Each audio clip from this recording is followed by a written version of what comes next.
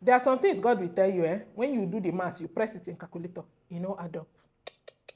You are telling yourself that, to believe this thing, there's no way it's going to work. Because the word sounds very ridiculous. And sometimes God likes to bring this kind of promise that when you check it in your brain, there's no way that this thing looks possible. That's the area where God lives, where he's playing football. He's in the area of impossibility. That's what he specializes in. That he gives a word, and then to you it seems impossible, but the capacity of heaven is backing it, and it is possible. We see in our text today that God brought that kind of incredible word through the mouth of his prophet and said, by this time tomorrow, you see this food that is very, very scarce and not possible and very expensive is going to be very, very cheap and very, very almost free.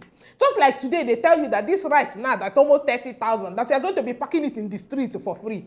If they tell you yourself, you will say in this Nigerian economy, it's not even possible. Even if God come down, it will not work. Maybe it might take some time, but by this time, tomorrow, it's not going to work. And that was exactly what this advisor to the king said, that it's not going to work. And guess what Elisha told him?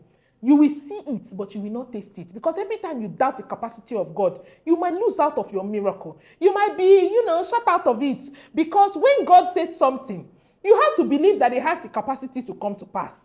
That the host of heaven, all of creation, and everything that exists backs every word that comes out of God's mouth. There is nothing that can defy God's word. If God say now, Nigerian naira rise and be higher than dollar by this time tomorrow, even let all the economists in this world calculate and say there's no way to happen, it will happen.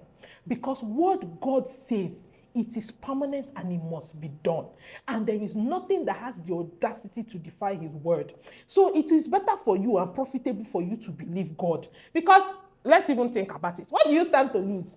Shebi tomorrow, if it doesn't work like you are thinking, shebi you will stay hurting, and you would have not lost anything. Wouldn't it be better for you to at least believe in hope? At least may you take hope, hold your heart until the next morning.